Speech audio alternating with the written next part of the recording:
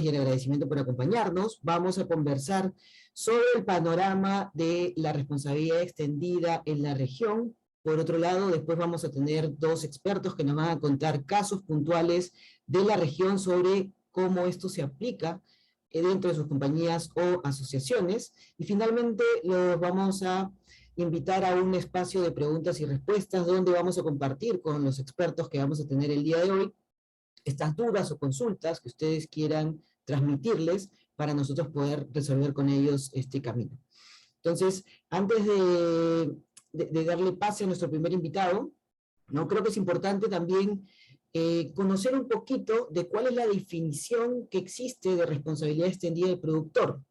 Y según la Organización para la Cooperación y el Desarrollo Económico, que todos conocemos como OCDE, la definición exacta es un abordaje de política ambiental en el que la responsabilidad de un productor hacia un producto se extiende a la etapa posterior al consumo en el ciclo de vida del producto. ¿No? Es importante entender cuál es esta definición para poder después entrar al abordaje de qué estamos hablando a la hora de que se comienza a tocar mucho el tema de la ley REP o la responsabilidad extendida del productor. Entonces, ahora quiero comentarles, en primer lugar, sobre los resultados de esta encuesta que les hicimos a todos los que se han registrado y nos están acompañando el día de hoy, sobre la pregunta que les hicimos, ¿no? ¿Qué tanto conocen del concepto de responsabilidad extendida del productor? Para una buena sorpresa nuestra, el 65% indica que tiene un buen conocimiento sobre este concepto, un 19% indica que tiene una idea general, y solo un 16% que de alguna manera todavía no conoce mucho el concepto. Esto es importante también para saber quiénes nos acompañan el día de hoy y hacia dónde nuestros expertos van a profundizar un poquito mejor, y también para que ustedes puedan de alguna manera comentar sobre lo que vayamos conversando con los expertos, y además también dejándonos las dudas que ya tengan en el camino, o que de repente deriven de lo que vayamos conversando con los invitados. Entonces ahora voy a presentarles a Agustina Besada, ¿no? Le gusta que le digan Tati, se siente cómoda con que le digan Tati. Ella es la primera panelista que nos va a acompañar el día de hoy, y voy a leer su bio. Ella es directora de Economía Circular de la Asociación Sustentar, comunidad de líderes y profesionales con perfil multidisciplinario dedicados a promover el desarrollo humano y sostenible. Tati también es fundadora y codirectora de Unplastify, una iniciativa que explora y visibiliza el mal uso del plástico a partir de una aventura oceánica que ella ha vivido. Ella nos va a compartir el estudio que han realizado desde Sustentar en algunos países de la región, donde los objetivos fueron básicamente tres. Uno, comparar las diferentes iniciativas REP, ¿no?, de responsabilidad extendida del productor, que existen en la región en materia normativa. En segundo lugar, identificar cuáles son estas oportunidades y desafíos que existen derivados de la investigación. Y por último, dar recomendaciones para orientar a la política pública y cuál es el impacto directo que tiene en el Objetivo de Desarrollo Sostenible número 12, que se llama o se denomina Producción y Consumo Responsable. Bienvenida, Tati, ¿cómo estás? Bien, muy bien, ¿qué tal? Buenos días a todos, todas las que se sumaron. Gracias por la invitación y gracias por sumarse. Voy a compartirles pantalla. Antes de compartir, de que comiences con tu presentación, Tati, me gustaría que también si nos puedes comentar de qué te parece los resultados de esta pregunta que le hemos hecho al público que nos acompaña el día de hoy, ¿no?, donde el 65% indica que tiene un buen conocimiento, ¿no? Casi un 20% indica que tiene una idea general, ¿no? Entonces hay un conocimiento bastante importante del público que nos acompaña. ¿Qué opinas? Me parece que está muy bueno, porque creo que también es un tema que, bueno, ahora vamos a ver que si bien se puso bastante en agenda en este último tiempo, es un tema que tiene muchos años ya, décadas, digamos, y siempre están surgiendo cosas nuevas, modelos nuevos, casos nuevos que nos invitan a pensar cómo puede ser mejor implementado, ¿no?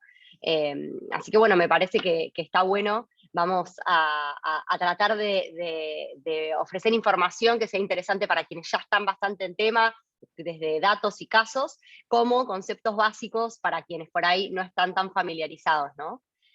Así que bueno, muy, muy interesante el grupo de participantes. Genial, Tati. Entonces, te dejo para que nos cuentes un poco del estudio. Gracias, Vico. Bueno, me toca un poco entonces hacer como una introducción general al tema este de la responsabilidad extendida al productor y compartir un poco de estos aspectos clave que identificamos en este estudio que realizamos analizando casos en Latinoamérica. Pero para empezar, Vico ya les introdujo la definición, ¿no? Que tiene que ver con una política, que tiene que ver con extender la responsabilidad y tiene que ver con el productor involucrándose con lo que pasa después de que pone el producto en el mercado, ¿no? Después de que el producto se va de sus manos de alguna manera. Entonces, por más de que no tenga más ese inventario, digamos, cómo a través de estas políticas se extiende la responsabilidad a los productores de lo que pasa, incluso cuando el consumidor desecha estos productos, ¿no? Con la final de su vida útil, sea cual fuere el plazo de tiempo, ¿no? Y si bien esta definición de OCDE es más moderna, la expresión de responsabilidad extendida al productor se usó por primera vez en 1990 por Thomas Lindqvist.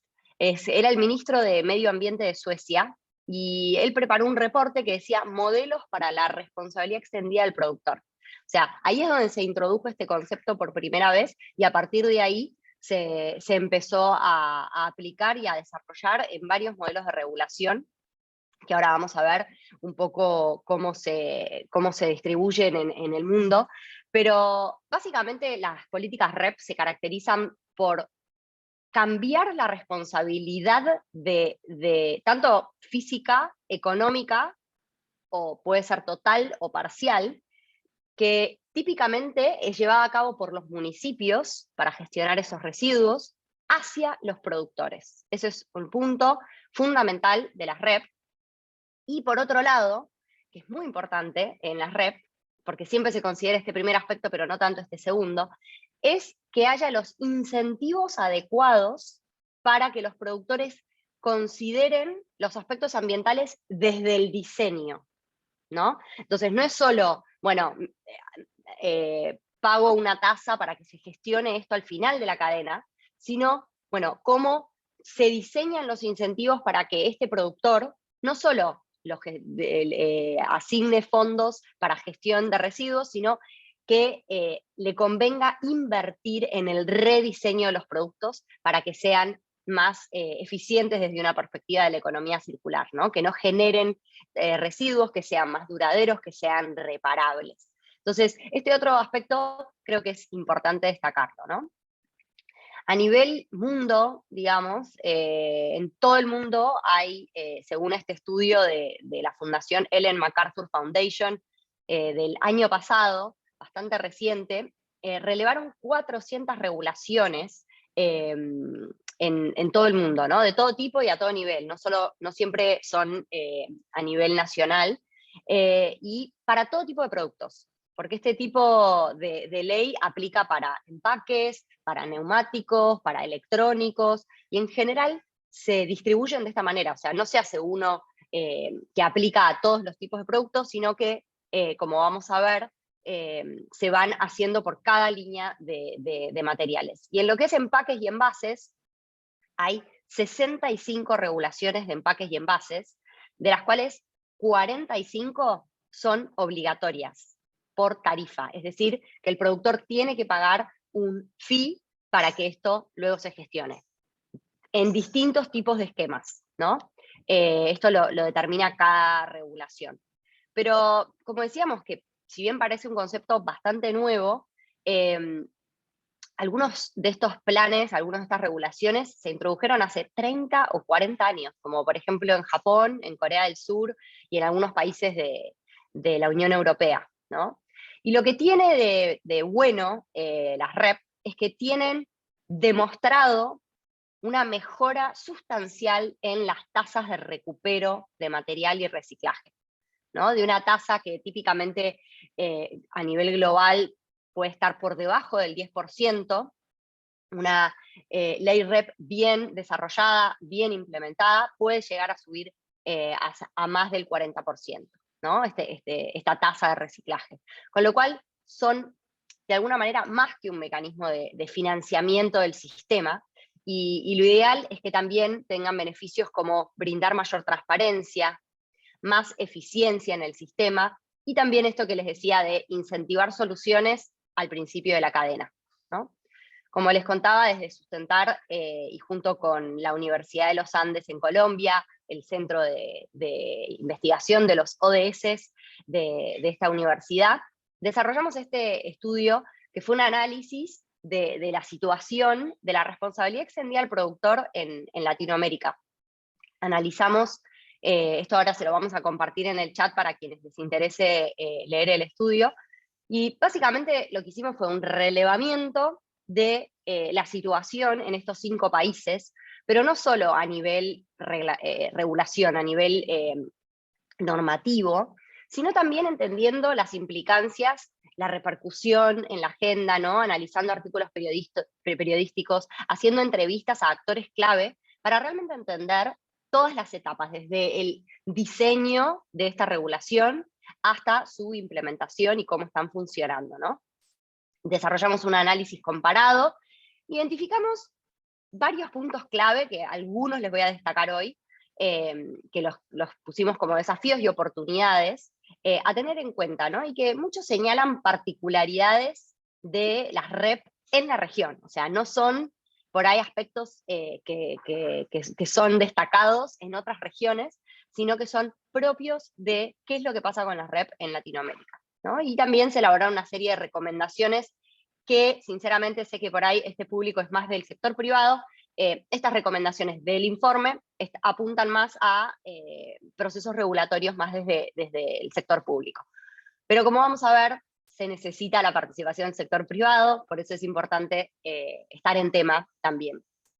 Y este es un poco un resumen del estado de situación de las leyes REP que hay en estos países que relevamos, no son todos, pero como van a ver, la mayoría, de hecho todos menos Argentina, tienen una ley marco. Ahora después les voy a explicar un poquito más, pero básicamente esta ley marco funciona como un paraguas, ¿no? Que abre este marco regulatorio con lineamientos generales, para que luego aparezcan las normas específicas por corriente de material, ¿no? En algunos casos son más amplias, en otros son más específicos, como en Colombia, fármacos, baterías, o sea, ni siquiera es que baterías y pilas están juntos, ¿no? Entonces, esto abre el juego, digamos, a través de este marco, que permite luego la presentación de distintos sistemas, porque cada uno de estos va a requerir un sistema distinto de gestión, porque tiene un sistema de actores distinto. Así que bueno, este es como un pantallazo general, pero un poco los aspectos clave que identificamos son estos. No vamos a repasar todos, sino que traje algunos con algunos ejemplos para poder señalar estas particularidades de la región, ¿no? Voy a empezar por actores. O sea, uno a veces dice, bueno, es el productor y chau, ¿no? O es el productor, el consumidor bueno, al final del día, en todo el circuito de reciclaje hay muchos actores en sí mismo, particularmente en la región. Tenemos el rol de las cooperativas, que ahora lo vamos a ver en la siguiente pantalla, pero está no solo el productor, el consumidor, muchas veces se involucra a los distribuidores. Hay leyes REP en Estados Unidos, por ejemplo, que funcionan a nivel estatal. Entonces la responsabilidad la tienen los distribuidores, porque son locales, ¿no? Son de ese estado. Los comercios muchas veces, a veces se involucran, a veces no. Sin duda los recicladores, las autoridades de aplicación, ¿no? Y quién va a desarrollar esta gestión. Así hay más, ¿no? Pero digo, es importante entender que este es un ecosistema, ¿no? Y hay muchos actores involucrados, de los cuales recién destacaba como particularidad de la región, el rol de los recuperadores, ¿no? En los sistemas de reciclaje de la región cumplen un rol fundamental. Los recuperadores urbanos se llaman distinto en cada país, pero básicamente las cooperativas que se han organizado a lo largo del tiempo, en algunos lugares o en algunos casos siguen siendo bastante más informales, en otros se han formalizado y se han integrado bastante con la gestión municipal, pero básicamente es fundamental tenerlos en cuenta, ¿no? O sea, creemos que una rep que no contemple la existencia, ¿no? y el rol que cumplen, esta capacidad que ya existe y que está instalada, ¿no? Pero bueno, la dificultad viene a ser cuando, bueno, cómo se integran estos sistemas y cómo se involucran dentro de una red, ¿no? Acá en Argentina se presentó, si no me equivoco, el año pasado, la representantes de las cooperativas presentaron un proyecto de ley REP nacional. O sea, ellos mismos presentaron un proyecto, ¿no? Entonces, hay una intención también de ser parte de estos sistemas que por ahí en Europa funcionan completamente distinto porque están terciarizados en una organización externa que se ocupa de la gestión, ¿no? Así que bueno, creo que es un aspecto bastante importante a tener en cuenta en la región. Otro aspecto es el proceso participativo, o sea, y esto lo pensamos, lo identificamos un poco tanto en el proceso de diseño como en la implementación. Por eso es importante que estas leyes tengan mecanismos que aseguren la participación de los distintos actores involucrados. Y el caso de Chile, tomamos que fue muy clave cómo se organizaron foros para fomentar el debate entre los distintos sectores, ¿no? Y esto es fundamental, porque necesitas tener las miradas para poder alinear los incentivos de los distintos actores involucrados. Esto que les decía de la ley marco es otro de los puntos, ¿no? Que establece los principios generales, ¿no? Cuáles son los sujetos y los residuos alcanzados, cuáles son los esquemas en los que estas leyes específicas luego se van a enmarcar, ¿no? Y eso, bueno, de nuevo, en Chile establece esta ley marco los procedimientos comunes, ¿no? Para que luego después cada norma específica establece los detalles específicos de la gestión. No es lo mismo cómo vamos a gestionar las baterías que cómo vamos a gestionar los residuos de los empaques, ¿no? Porque uno probablemente vaya a través de los consumidores y el otro puede ser a través de proveedores de servicio que hacen la reparación de autos, por ejemplo, para el tema de las baterías. Los esquemas varían de gran medida. En algunos casos, el productor puede presentar planes de cómo se está haciendo cargo de la gestión. En otros casos, no tienen opción de presentar su propio plan y tienen que adherir a un plan existente que plantea la ley. Entonces, a veces son de gestión interna, con reporte, y hay veces que son de financiar un sistema externo, ¿no? Y esto a veces se da de manera individual o a través de consorcios de empresas, que bueno, ahora seguramente alguno de los casos, el grupo Retorna nos va a contar un poco cómo funciona esto, pero es básicamente eso, ¿no? El ejemplo de Nespresso, el café, tiene, dependiendo del país, un sistema individual autogestionado por la empresa, y en algunos países en donde está el marco regulatorio, participan, digamos, de este sistema colectivo, que ahora el grupo Retorna nos va a contar un poco más. Pero bueno, para ir cerrando, es muy importante entender que estas leyes REP también brindan sistemas de medición, registro, información, y creo que esto es fundamental para traer transparencia a los sistemas de materiales, ¿no? Que muchas veces no se tienen de manera centralizada. Este es un caso de Brasil que instaló todo un sistema de logística reversa, pero sobre todas las cosas creó un grupo de monitoreo permanente que reporta cada 3 meses y tiene una plataforma de datos abiertos en donde publican toda la información para que sea también auditada por los mismos miembros o los mismos actores involucrados. Para cerrar, tendencias, como vemos en el tiempo, se fueron acelerando las regulaciones en este último tiempo, si bien hace ya 20 años que vienen apareciendo regulaciones REP en la región, en estos últimos años se fueron acelerando y de hecho hay muchos proyectos de ley que están avanzando en los países que aún no tienen, ¿no? Como es el caso de Argentina.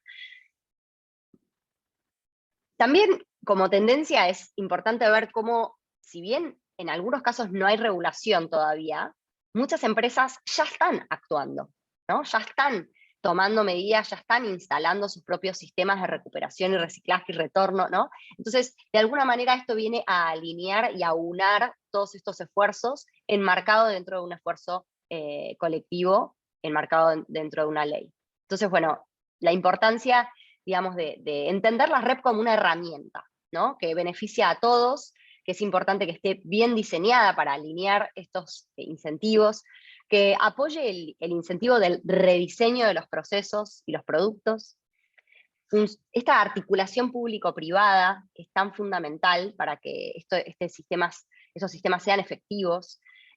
También tener en cuenta el aspecto de la inclusión, que es muy particular de nuestra región, la inclusión de las cooperativas y de todos los actores involucrados en la cadena. Esta función de las leyes marco, que sienta las bases, ¿no? Y obviamente considerar los contextos locales y socioeconómicos, ¿no? Claramente no somos Europa, y en muchos casos algunas leyes, según cómo estén enmarcadas, pueden afectar a pequeñas y medianas empresas. Entonces, es muy importante tener en cuenta los contextos socioeconómicos. Y por último, esto es clave, este foco en brindar transparencia y esquemas claros de cómo se maneja el financiamiento de todos estos sistemas centralizados muchas veces, que manejan al final del día muchos fondos. Entonces es fundamental tener estos esquemas de transparencia.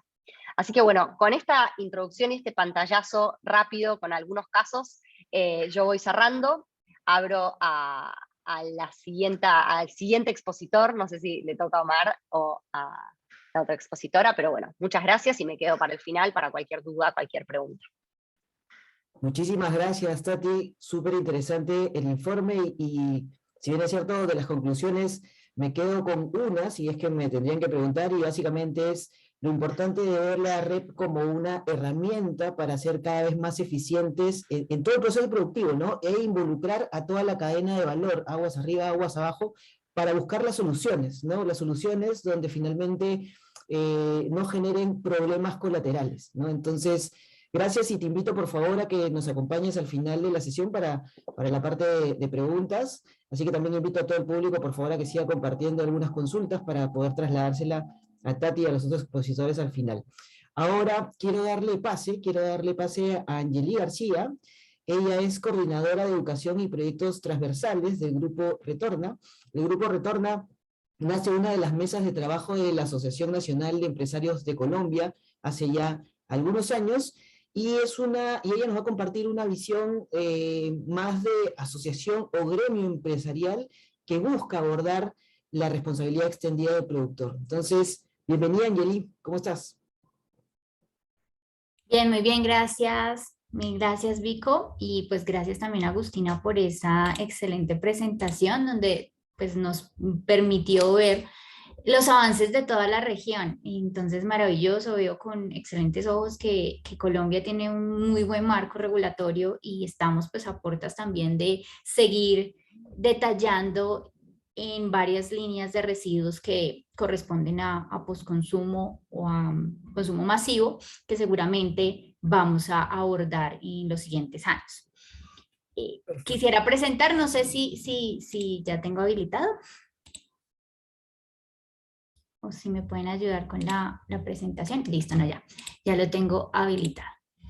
Entonces, pues sin más preámbulos, un poco lo que buscamos desde Retorna hoy es contarles realmente ya la experiencia del cómo hemos abordado el ejercicio de la implementación de la responsabilidad extendida del productor.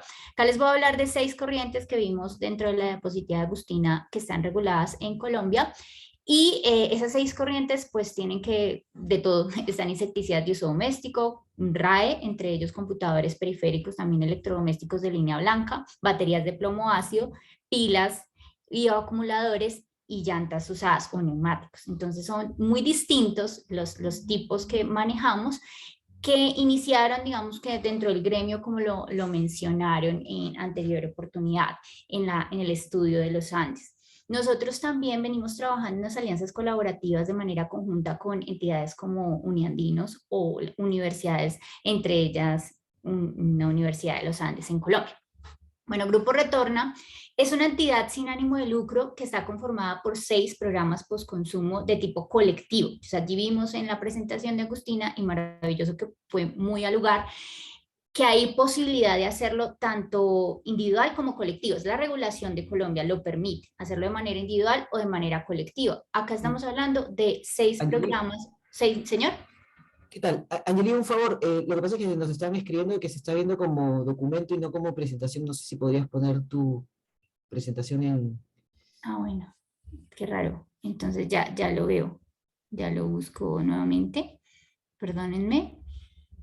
Qué raro que se vea como documento.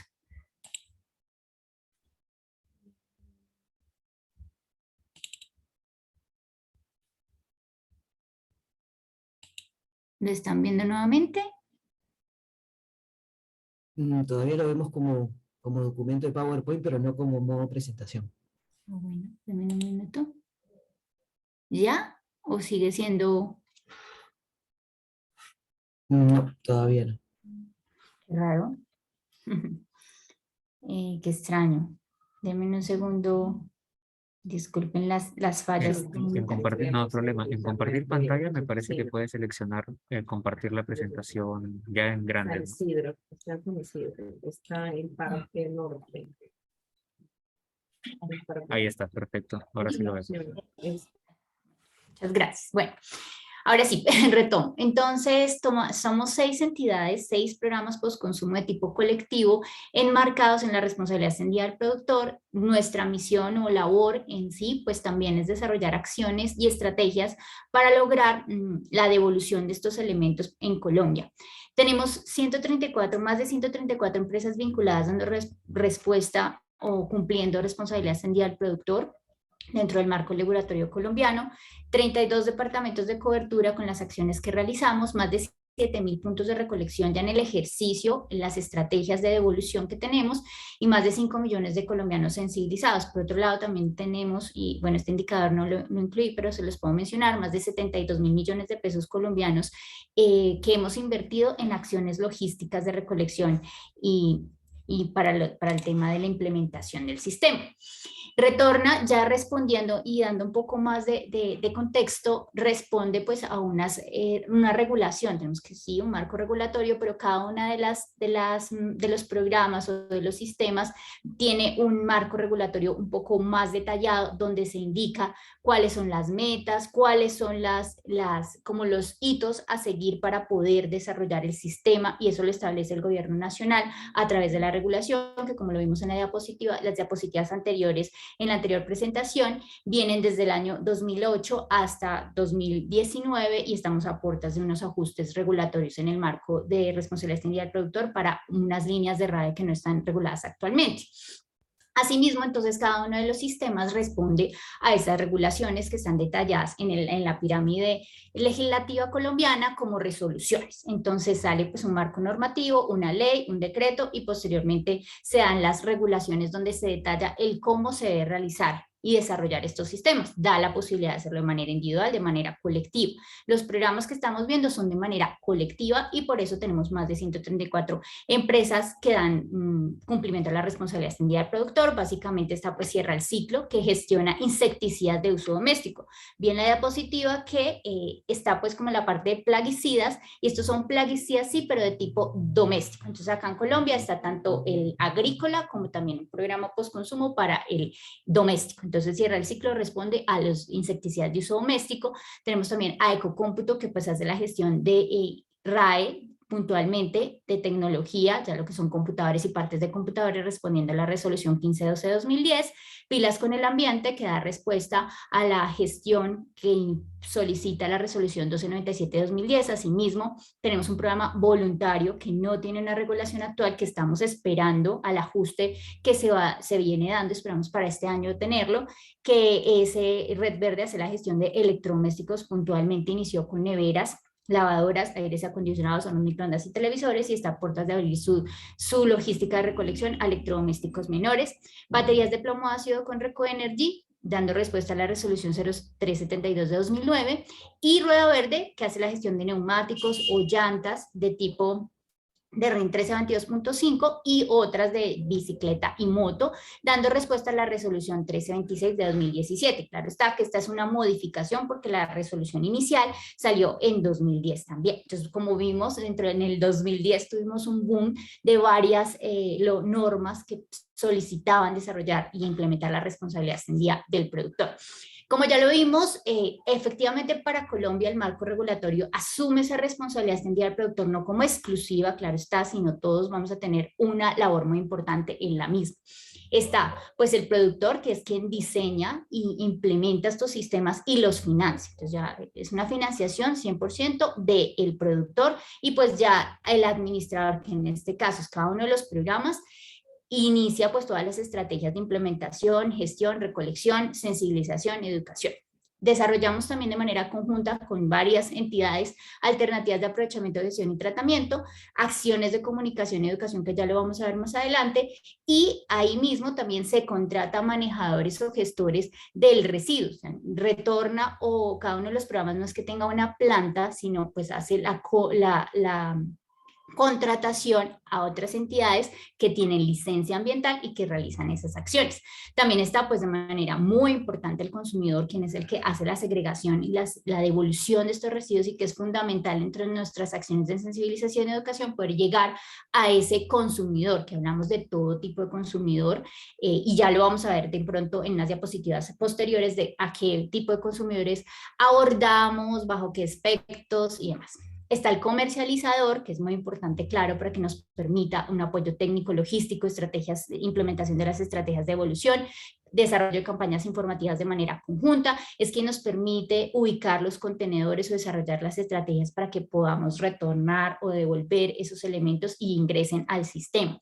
Y el gobierno, quien es el que desarrolla todos los planes y hace pues todo el marco normativo, también tiene la labor de ayudarnos con la comunicación y la educación, y en ese marco pues estamos trabajando en Colombia. Entonces, claro, es un poco distinto a otros países. Este fue el modelo que se asumió para desarrollar desde el 2010 y que hemos ido trabajando de allí a la fecha. Aquí vemos un marco normativo pues general, de donde nació pues como toda esta regulación, y a lo que vamos al 2019. Y estamos pues, como les digo, a puertas de que ahorita en 2022 o máximo 2023 tengamos una regulación detallada para residuos de aparatos eléctricos y electrónicos.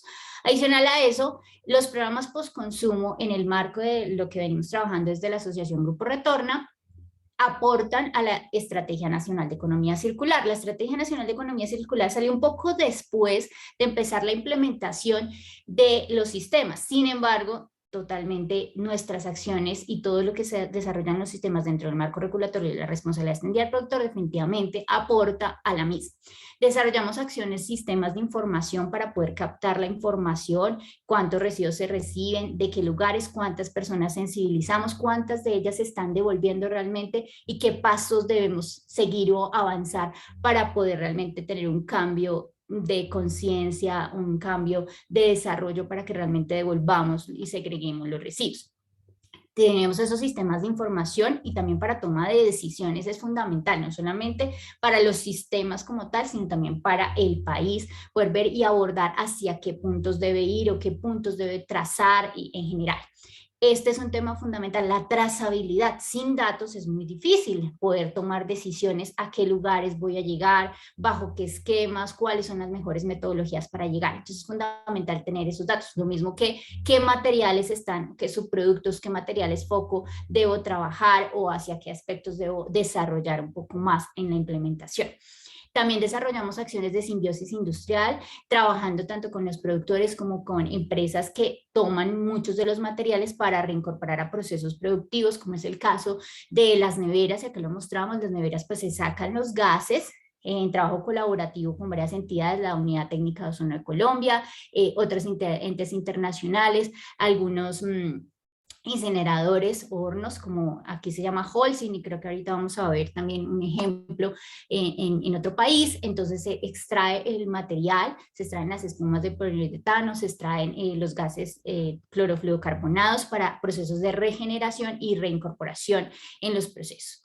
Así, entonces trabajamos en la simbiosis industrial, en negocios sostenibles, trabajando con los gestores, los manejadores, los procesos logísticos. Requieren también negocios sostenibles que nos permitan mantener los sistemas, porque esto es un sistema que depende 100% de los aportes de los productores. Entonces debemos tener una sostenibilidad para mantener la recolección, para que esto sea año a año sostenible en el tiempo y que nos permita generar los cambios que queremos. Y trabajamos también en cambio del paradigma con nuestro programa Colombianos Conscientes con el Ambiente, que ya se los voy a detallar. Hechos relevantes e importantes que se han dado en todo este desarrollo, poco ya vimos cómo se ha dado en otros países.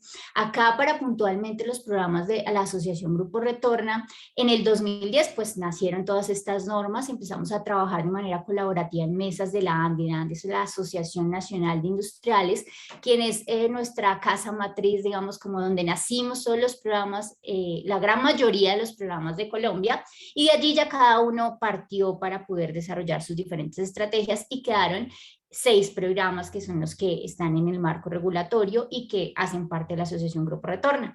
Esta mesa se empezaron a desarrollar para entender cómo vamos a implementar estos sistemas, cómo son las metas y cómo son las estrategias. De allí nació una idea que se denominó Ecopunto, y se empezaron a radicar los planes para el 2011 hacia la autoridad nacional, que era el Ministerio de Ambiente y de Desarrollo Territorial en ese momento, que hoy día se llama Ministerio de Ambiente y Desarrollo Sostenible. Ahí se radicaron los planes contando cómo lo íbamos a hacer. En ese momento estaba desde la parte de ser empresa, entonces por eso lo puedo comentar. Luego de esa radicación venía una revisión, y de allí ya empezaba la implementación para el 2012 y 2013. Empezaron la implementación ya a recolectar y a cumplir las metas que iban creciendo año a año. Entonces, las metas aquí inician desde una base, o iniciaron para el 2010 desde una base, y empezaron a aumentar un 5% de lo puesto en el mercado. Actualmente la mayoría de los programas se encuentran en un 40-50% de recolección de lo puesto en el mercado. Entonces se empezaron pues como a dar esas estrategias de cómo voy a recoger todo eso, que para el momento era bien difícil, pero que ya actualmente hemos ido mejorando, y nos quedan, claro, muchos retos y cambios, porque seguramente ya recogimos residuos históricos, residuos huérfanos, residuos que venían por allí guardados y ya los recogimos. Ahora nos queda un reto grande, que es todo lo que se empieza a dar, que genera el consumidor, que ese consumidor debe empezar a segregar, y que si definitivamente no toma la decisión, pues difícilmente vamos a lograr captar el residuo. Asimismo, entonces ya para el 2014-2015 se empezaron a continuar estrategias de cómo llegar a la comunidad, cómo realmente difundir el mensaje, más allá de un volante, más allá de una charla, qué debo hacer para realmente tener el cambio de cada una de las personas, poder desarrollar acciones que permitan que esto quede en el tiempo y que definitivamente podamos tener una recolección efectiva, y sobre todo es un cambio de esa mentalidad que tenemos de generar residuos y dejarlos abandonados y olvidársenos que es también nuestra responsabilidad como generadores, como consumidores, como usuarios. Asimismo, ya para el 2015 nace la acción voluntaria Red Verde, como les digo. No hay una regulación, una resolución que diga cómo debe hacerlo, sino lo hizo de manera voluntaria por la implicación que tenía el Protocolo de Montreal en Colombia, también por el que estaba pasando con esas neveras, con esos gases, con esos materiales que nadie estaba gestionando de manera regulada. Entonces nació Red Verde y hace parte de la Asociación Grupo Retorna. Ya para el 2018-2019 nos creamos como una entidad unificada. Entonces hay 6 programas que los vimos: Cierra el Ciclo, Cómputo, Pilas con el Ambiente, Red Verde, Recoenergy y Rueda Verde, y los 6 se unen de manera colaborativa en un grupo que hemos denominado Grupo Retorna, en el marco pues de la ANDI, hacemos parte de la ANDI, y Retorna como tal gestiona temas transversales como temas de proyectos, jalonamos proyectos y demás. Vamos a ver entonces aquí en la siguiente diapositiva cuáles son los beneficios precisamente de ese colectivo de colectivos y contándoles un poco de qué hemos aprendido durante estos años. Uno de ellos, pues la facilidad de los miembros asociados entre varios, esos costos variables, esos costos fijos, se distribuyen entre 40 a 50 dependiendo. Asimismo, también la confiabilidad de estar en un ente reconocido como la ANDI, las facilidades de desarrollo de alianzas públicas y privadas. O sea, tenemos más de 40 alianzas que podemos firmar sin ningún problema, somos entidades sin ánimo de lucro, no hay dinero, digamos que de por medio, sino exponemos acciones de parte el uno y de parte el otro. Posibilidad de representación de proyectos de cooperación internacional. Medida que hemos ido avanzando, venimos también trabajando en procesos de desarrollo, de investigación, y entre ellos jalonar recursos para poder mejorar toda esa estrategia. Trabajo con mesas de gobierno, desarrollo de informes de todo tipo, acciones logísticas de manera conjunta. Un poco los residuos que gestionamos, quisiera mencionarlos, que son los insecticidas de uso doméstico, los computadores, las pilas usadas, los electrodomésticos de línea blanca de electromenores, las baterías de plomo ácido y las llantas. Un poco ya para terminar, tenemos nuestro programa de educación transversal Colombianos Conscientes con el Ambiente, donde trabajamos todo tipo de estructuras entre consumidores, entre ellos el campo, los estudiantes, la comunidad, las iglesias, los centros comerciales, las empresas del sector automotriz.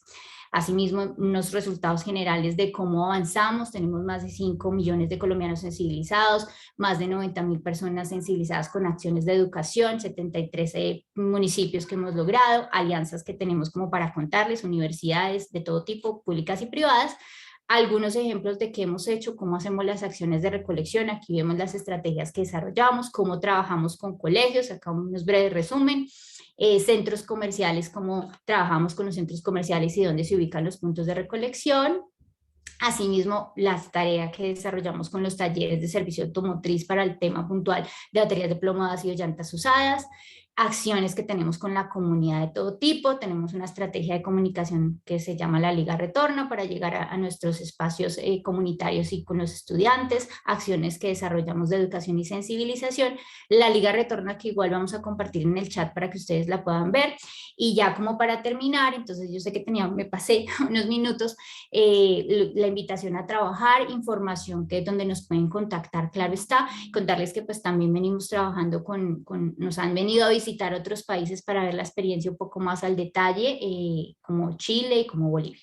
Entonces, asimismo, les dejo mis datos, tienen la presentación por parte de Nexus y bueno, en el chat también les dejamos la información. Muchas gracias y creo que ya le doy paso a Vico para que continúe el siguiente panelista. Muchas gracias. Muchísimas gracias, Angelín. Súper interesante todo lo que nos compartes, ¿no? Y lo que me pareció súper interesante es la relación que evidencian a la hora de que analizan la responsabilidad extendida del productor con la economía circular, ¿no? Conceptos que de alguna manera están muy relacionados y sin lugar a dudas ahora muchas empresas se están involucrando en economía circular, entonces es ver cómo la responsabilidad extendida del productor es una herramienta que te va a ayudar a facilitar todo el concepto de economía circular que uno quiere introducir dentro de su compañía o su estrategia de negocio. Entonces, ahora quiero invitar, vamos a seguir con el foro, voy a invitar a Omar Vinatea, él es gerente de marketing estratégico de Cementos Pacasmayo, y tiene a cargo el desarrollo del nuevo modelo comercial del Mundo Experto y de la implementación del área de marca corporativa. Hola Omar, ¿cómo estás? Buenos días. ¿Qué tal? ¿Cómo están? Muchas gracias a todos y muchas gracias a ustedes por la invitación. Bueno, como comentaron, yo soy gerente de marketing de Cementos Pacasmayo y un poco les voy a contar, digamos, lo que hemos avanzado en torno a sostenibilidad, pero siempre, dado que trabajo pues en mi core es marketing, desde el punto de vista comercial y también la oportunidad en términos comerciales que esto puede traer de cara al consumidor final, ¿no? Nada, vamos a arrancar, muchas gracias.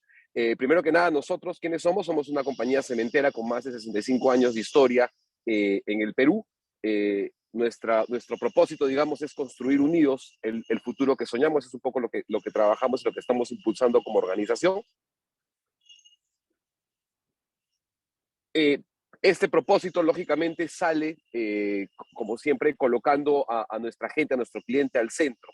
Y a raíz de eso, digamos que tenemos 6 pilares que guían, digamos, la operación o la estrategia en la empresa, siendo el más importante quizás el tratar de ver cómo nos volvemos aliados de nuestros clientes. Y cuando hablamos de aliados, no decimos necesariamente aliados en términos comerciales, sino aliados en relación a su negocio y también a su entorno. Y acá es donde entra un poco este concepto de sostenibilidad. Dale, Yani. Para la empresa esto no es algo nuevo, ya tenemos algunos logros, digamos, que hemos ido obteniendo a lo largo del tiempo. Dale una más. No voy a entrar en el detalle de cada uno de estos logros. Sin embargo, hay uno en particular que es el que quizás nos llena de orgullo. Dale un clic más, Dani. Y es que el 2021 fuimos para Standard & Poor's, digamos que es una de las empresas que califican, digamos, o certificadoras más grandes a nivel mundial. Nos consideró como la primera empresa peruana en recibir el reconocimiento de Global Industry Mover. ¿Qué significa esto de acá? Que nos reconocen como una empresa que a nivel global está haciendo esfuerzos en torno a lo que es la sostenibilidad. Y esto es algo bastante importante porque no es algo que nosotros lo hagamos necesariamente, sino se nos lo reconocen por fuera. ¿Cómo empieza, digamos? Para ponerles más o menos el contexto. Pacasmayo arranca dentro de sus 65 años de historia, ya con una visión de ver cómo logramos producir el mejor cemento, la mejor calidad de cara a nuestros clientes, pero también cómo incorporamos el factor medioambiental, la sostenibilidad como concepto matriz en el negocio. Y ese ha sido un poco el reto. La industria cementera está en el top 5 de las industrias más contaminantes, digamos, a nivel mundial. Y esto es sencillo, y es que el cemento tiene como componente primordial, digamos, lo que hace que el cemento ligue, digamos, el componente funcional del cemento es el clinker. El clinker es producto, digamos, de mezclar distintos minerales en un horno, y ese horno obviamente pues bota CO2 y demás, y ese es el potencial problema o el más grande problema que tenemos en la industria cementera. Entonces, uno de los grandes retos que tiene la industria cementera es cómo logramos ser mucho más sostenibles en el tiempo sin perder, digamos, competitividad, ¿no? Y acá tenemos que mencionar también el tema del factor del costo y el precio, porque, digamos, si no logramos ecualizar de alguna forma esos dos componentes, perdemos competitividad de cara al mercado y, bueno, desaparecemos como empresa, por así decirlo, como negocio. Y ahí es donde está, digamos, el gran reto que tenemos. Dale una más. Entonces, ya entrando en el mundo marketero, digamos, específicamente el proyecto que les voy a contar, empezamos a ver, digamos, en términos de tendencias, qué cosa es lo que viene, ¿no? ¿En qué se está preocupando la gente? Si yo pongo a mi consumidor al medio, ¿qué cosa es lo que él piensa? Y lo que vemos acá es que cada día los consumidores, gracias a Dios, están naciendo o están creciendo, están desarrollando mayor conciencia medioambiental. Buscan marcas que tengan propósitos más sostenibles, ya no solamente se interesan en ver cuál es la más barata o incluso cuál es la mejor calidad, sino qué cosa es lo que la marca te promete, no en términos del producto funcional, sino a qué contribuye, la contribución que hace a la sociedad, por así decirlo. Y esto, digamos, tiene un factor de análisis o un impacto directo en las compras, lo que se puede traducir en una ventaja competitiva para las empresas que logren adoptarlas. Dale, Dani. Entonces, pensando justamente en estas futuras generaciones que son las que están empujando esto de acá, empezamos a ver qué es lo que podemos hacer. Y empezamos a trabajar en Pacasmayo en torno a, bueno, tomando en cuenta obviamente los 17 objetivos de sostenibilidad que existen, digamos, o que están normados a nivel mundial. Específicamente nos concentramos en 2 de ellos, que es el 12 y el 13, que tiene que ver la producción y el consumo responsable y todo lo que hacemos, digamos, o todo el impacto alrededor del medio ambiente, del clima, la número 13. ¿Vale? Y vimos, ok, ¿qué cosa es lo que podemos hacer como industria? Acá tenemos dos caminos, antes de entrar en este detalle. El primer camino, digamos, viene a ser la reducción de clínker, el famoso componente que les conté al inicio, que es efectivamente el principal contaminante en la industria cementera, porque se hace en el horno. Entonces, esto de acá es algo que Pacasmayo empezó, digamos, como estrategia desde los 65 años que tenemos de historia, hace como 40 años atrás, siendo los líderes en el Perú, en ver, digamos, o en trazar una estrategia para empezar a reducir cada vez más el porcentaje de clínker en los cementos. Un ejemplo súper concreto para entrar en este caso específico, nosotros tenemos actualmente, si no me equivoco, entre 72 a 73% de clínker en cada bolsita de cemento, ¿no? Para que más o menos hagan el match.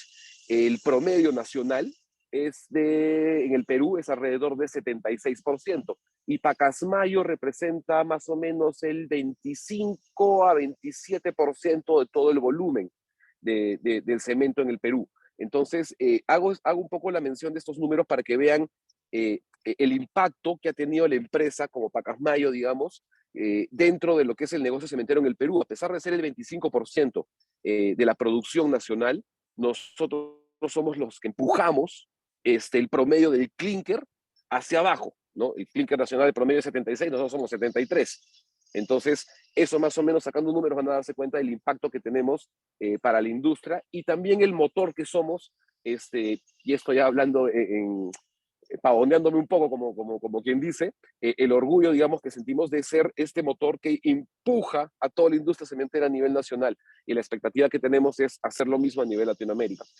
Bueno, enfocándonos un poco en el reto actual.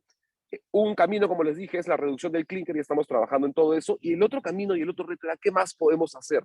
¿Qué otra cosa más contamina? Y empezamos a sacar datos, ¿no? Por ejemplo, los residuos municipales que se generan al día a nivel nacional son alrededor de 21.000 toneladas de basura. Esto es diario. 15% de los costos de una obra están relacionados específicamente a todo lo que son los desechos y desperdicios. Y ese 15% es un número bajo, y por desgracia solamente quizás aplica para obras formales, y en el Perú es un país que casi en un 70% en cuanto a obras, sobre todo las obras de autoconstrucción, es informal. Entonces muchas veces ese desecho acaba literalmente en la calle. Y más o menos un ejemplo, si queremos llevarlo, cuál es en términos de impacto, si lo llevamos en términos de CO2, si es que una tonelada de bolsas de cemento, bolsas vacías, lógicamente, las dejamos, digamos, descomponiendo, o logramos hacer su equivalente en CO2, esa tonelada de bolsa de cemento equivale más o menos a 4 toneladas de CO2. Entonces, el impacto que tenemos es bastante fuerte, es una relación 4-1, ¿no? Y nuevamente es una realidad, por lo menos acá en Perú, una de las formas fáciles de saber dónde existe una vivienda, dónde hay una autoconstrucción, es ver dónde está esta bolsita vacía tirada en la calle. No es un motivo de orgullo, digamos, pero es un ejemplo claro de el mal uso que le damos a este producto. Dale, Yani, dale una más. Entonces, para lograr, digamos, enfrentar este problema, desarrollamos una estrategia, no solamente nosotros, sino junto con el proveedor de bolsas, en este caso nuestros amigos de Forzac, que son los que en conjunto, digamos, llevamos a cabo una investigación, desarrollo, hicimos las pruebas necesarias con nuestros clientes para asegurar de que el producto satisfaga todas las necesidades, digamos, y a raíz de esa sinergia en conjunto es que logramos sacar este proyecto que les vamos a presentar a continuación, que viene a ser el Ecosaco Pacasmayo. ¿Qué es el Ecosaco Pacasmayo? Es un nuevo empaque que tiene la virtud de ser disgregable. ¿Qué significa eso? Significa que tú lo puedes literalmente, no lo puedes, está diseñado para tirarlo al trompito, y que al momento de hacer concreto, es decir, con la piedra, digamos, la mezcla de arena, la piedra y el cemento, esa fricción haga que se disgregue la bolsa, haciendo que la bolsa sea parte de la mezcla, y por tanto, digamos de una manera coloquial, sea absorbida por la vivienda. Es decir, usando estos empaques de la manera correcta, ya no estaríamos generando la basura que viene a ser la bolsa tirada en las calles, sino que estaría siendo absorbida por la misma vivienda en una especie de justamente economía circular, que es un poco el tema que que nos reúne acá. Ese es el gran éxito que tiene. Ahora, ¿cuál es un poco el gran reto, ¿no? Aparte del desarrollo de este producto, el gran reto que tenemos acá es educar, ¿no? Acá estamos cambiando un poco el modo tradicional de cómo se construye. Y todo el mundo sabe, por lo menos los marqueteros, o los que están en los negocios, casi todos ustedes deben tener claro, ir contra la corriente es siempre lo más pesado, ¿no? Es lo más complejo. Entonces hemos diseñado toda una estrategia que incluye, por ejemplo, el diseño de la bolsa. La bolsa, a diferencia de las bolsas tradicionales de cemento que son horizontales, perdón, que son verticales, son paradas como diseño, es horizontal, ¿no? Y es horizontal porque el maestro cuando bota la bolsita al trompito, la bota de manera horizontal. Y bueno, y quisimos ser lo más disruptivos para que la gente entienda que este producto es totalmente distinto, ¿no? Dale, Dani. En términos de impacto, digamos, ¿qué cosa es lo que estamos hablando? Más o menos, nosotros estimamos que alrededor de 16 millones de bolsas son las que terminan siendo desecho, ¿no? Esas bolsas, digamos, si es que las pesamos para tratar de colocarlos en números o poder graficar cómo es la cosa, estamos hablando aproximadamente de 3.500 toneladas de desecho al año, de basura, ¿no? El impacto es súper fuerte. Entonces, ¿cómo hacemos justamente esto acá? Y ese es el gran reto que logramos nosotros canalizar a través de este proyecto, y es esa bolsa que tú encuentras tirada ahora, virtualmente ya al usarla dentro de la mezcla, te ahorras pues el hecho de ver dónde la tiras, qué cosa es lo que haces con la bolsa y demás. Un tema importante, por ejemplo, es el tema del factor reciclaje, que mucha gente me pregunta, ¿cuál es el factor? ¿Por qué no se recicla una bolsa? Y es un tema sencillo, y es que al día de hoy no existe una manera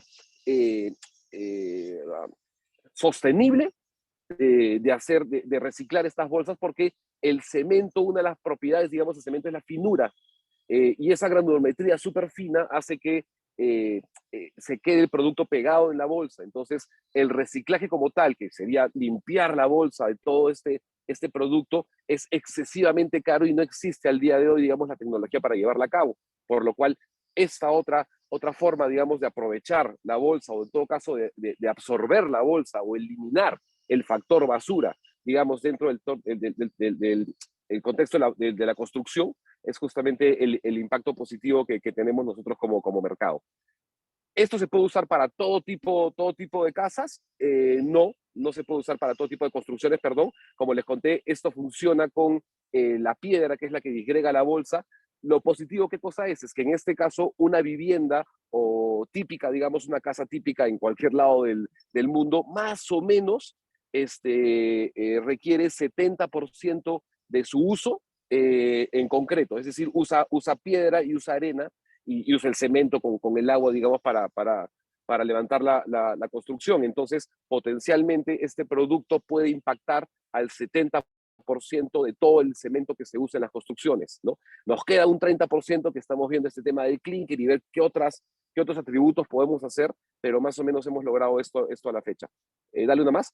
Ahora, esto no solo ha traído un tema de factor ecológico, es un poco lo que les he contado, estas 3.500 toneladas que estaríamos dejando de tirar al medio ambiente, sino que también trae un tema de productividad. Al hacer una toma de tiempos, nos hemos dado cuenta que el abrir la bolsa no es un tema que sea súper fácil. El solamente hecho de tirar la bolsa directamente al trompo, más o menos, te da una hora de optimización general en todo el proceso de uso del concreto en una construcción. Entonces te genera mayor productividad. Lógicamente, en grandes construcciones esta productividad es mucho más alta, digamos. Dale una más. Y un tema súper importante, y esto es algo que no pensamos sacar, digamos, o no lo teníamos contemplado inicialmente como uno de los atributos positivos de este producto, pero que sale justamente del uso o de lanzarse, digamos, a la piscina, ¿no? Y aparte, digamos, de las ventajas de productividad y el tema de la reutilización de la bolsa en la estructura, hubo un factor que nos dijeron los maestros de obra, y es que muchos de ellos estaban súper felices por dos temas. Uno, porque resulta que al abrir la bolsita, siempre sale el cemento, al ser finito, siempre sale una capa de cemento hacia arriba. Eso es típico. Sucede lo mismo, por ejemplo, con la harina. Abres una bolsa de harina y siempre está ahí un poquito hacia arriba. Ese poquito, en el caso de cemento, suele entrar por las fosas nasales o por los ojos a los maestros y les causa en el tiempo bastantes daños, ¿no? Daños a la salud. Y una de las cosas por las cuales ellos estaban felices y que nos hicieron notar es justamente que al no tener la necesidad de abrir la bolsa, aseguraban, digamos, que el tema del impacto en su salud sea mucho, mucho mayor, ¿no? Y ese es un tema, digamos, que es bastante cotidiano. Y nuevamente es algo que salió dentro de las pruebas y los estudios que hicimos y que nos dijeron nuestros mismos clientes como un atributo adicional de este producto, ¿no? Eso me parece que es todo. No quiero seguir alargando un poco la historia. Ese es un producto que ya le hemos lanzado al mercado hace más o menos 2 a 3 meses. Estamos ahorita haciendo toda la campaña. Hemos hecho una campaña viral, digamos, con una especie de baile vía TikTok, porque justamente es la forma de ver cómo llegamos al público actual y cómo les damos este mensaje de sostenibilidad de una forma divertida, ¿no? Para que ellos sientan orgullo de lo que están haciendo. Tirar una bolsita al trompo ya no solamente es un tema de practicidad, no solamente es un tema de salud, sino también tiene que ser un tema de orgullo, porque sabes que estás dejando de tirar una bolsa a la calle. Y eso es un poco lo que queremos como empresa, como Pacasmayo. Muchísimas gracias. Muchísimas gracias, Omar, y súper interesante, y realmente para nosotros es importante darle visibilidad a este tipo de iniciativas, ¿no? Porque sin lugar a dudas evidencian cómo finalmente la sostenibilidad, abordar la sostenibilidad de forma seria, te abre el paradigma y finalmente es un tema transversal de toda la organización, ¿no? Y te reta a romper esos paradigmas, como tú decías, no solo desde el lado de producción o del diseño del producto, sino también a la hora de comunicar, que es extremadamente importante, y a veces en el mundo marketero, comunicacional, todavía eso no está calando, y es fundamental para poder comunicarle al cliente, al usuario final, no solo los atributos directos de la calidad del producto, sino también cuál es ese valor agregado y ese post-consumo que deberían de tener en los productos o servicios que estén adquiriendo, ¿no? Muchísimas gracias. Nos hemos pasado un poquito el tiempo, vamos a hacer solo 2 preguntitas, les vamos a robar unos 10 minutitos, hasta las 10:10. Entonces voy a ir directamente con las preguntas, primero a Angeli. Angeli, acá hay una pregunta que nos deja Juan Barazarte, dice, ¿qué hacen con las llantas que recuperan? ¿Le dan algún uso o le dan una disposición final adecuada? ¿Cuál es el uso que le dan al postconsumo? Las llantas entran a una planta de tratamiento y recuperación, se muelen las llantas y de allí sí salen los agregados que son utilizados para el asfalto, son utilizados para la parte siderúrgica porque sale como un metal, y son utilizados para también hacer canchas sintéticas de fútbol y este tipo para deportes. Entonces son esos 3 subproductos que salen después del aprovechamiento de las llantas. Hay que aclarar que para poder ingresar a estos procesos las llantas deben estar libres de hidrocarburos, de agua, de pintura, entre otros. Pero ese es digamos que la vida secundaria que se les da. También hay un proceso de reencauche técnico para algunas llantas que también cumple pues con unas condiciones específicas establecidas por el gobierno nacional. Perfecto, muchísimas gracias. Omar, acá tengo una consulta bastante técnica, dice Pablo Rodríguez. Respecto a la resistencia de la bolsa, respecto a la tradicional, ¿nos podías precisar cómo es que básicamente la han diseñado? ¿Cuál es el diferencia? Sí, claro, es una buena pregunta, digamos que es quizás el temor que tiene todo el mundo. Obviamente, pues, en la industria cementera la bolsa es clave porque una rotura hace pues que el producto esté fuera, y eso son como 20, 25 soles pues por bolsita de merma. En este caso no, la bolsa tiene exactamente la misma resistencia que las bolsas tradicionales. Esa ha sido parte del éxito de este producto. Es más, la composición de la bolsa en términos de insumo es también la misma, ¿no? Tú vas a agarrar un ecosaco, por ejemplo, y una bolsa tradicional y no te vas a dar cuenta de forma manual cuál es la diferencia entre una y otra. Y digamos que la diferencia radica en el proceso, ¿no? Ya no tengo el detalle, o tampoco es que lo pueda develar mucho, porque el detalle es parte del secreto de Forza, que son la empresa que produce y fabrica las bolsas, pero el proceso de producción de la misma es distinto. Si bien el insumo es el mismo y la resistencia es la misma, que es lo clave, el proceso es distinto en términos de cómo se produce la bolsa. En términos súper sencillos, las bolsas tradicionales se diseñan, digamos, o se prensan de esta forma. Esta bolsa de COSACO se prensa de una manera distinta. Y eso es lo que hace la diferencia y que facilita que al momento que la piedra, o digamos que cuando interactúa con la piedra en el concreto, haga que la bolsa se disgregue por completo, ¿no? A diferencia de una bolsa regular, tú sueles encontrar, o si haces lo mismo con una bolsa regular y la tiras al mortero, al trompo, te vas a dar cuenta de que la bolsa, un porcentaje se va a llegar a disgregar, pero otro porcentaje importante no. Y ese porcentaje importante, si es que entra a la mezcla, en el tiempo te va a generar pues un hueco en la pared y eso pues es mortal, ¿no? Al igual que puede ocasionarte problemas en el trompo. Perfecto, buenísimo. Les quiero agradecer a los tres. Lamentablemente Tati nos tuvo que dejar, tenía otro evento a las 10, así que igual muchísimas gracias a los tres por haber compartido con nosotros esta visión de cómo están aplicando la responsabilidad extendida del productor, desde obviamente primero como la parte más de investigación que está pasando en la región, ¿no? Para ir adelantándonos en las tendencias y lo que se está de alguna manera ya diseñando en el plano de cada uno de nuestros países y podría comenzar a decantar en los otros que todavía no lo tengan tan claro.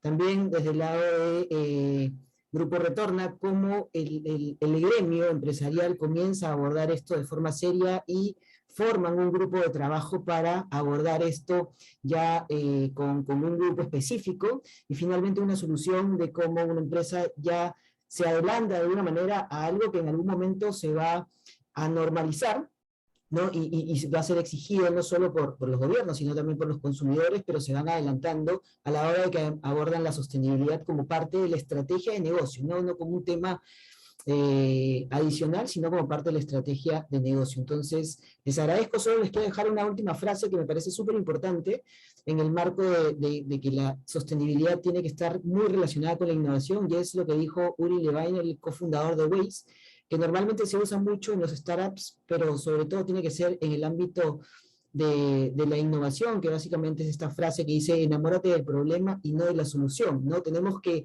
celebrar el éxito de las soluciones que vamos desarrollando, pero siempre tener en cuenta que el problema lo tenemos que tener en un alto sentido de ir viendo cómo nuestras soluciones en algún momento podrían no ser suficientes para el abordaje del mismo. Así que les quiero agradecer e invitar a todos a que nos sigan en Nexos Más Uno.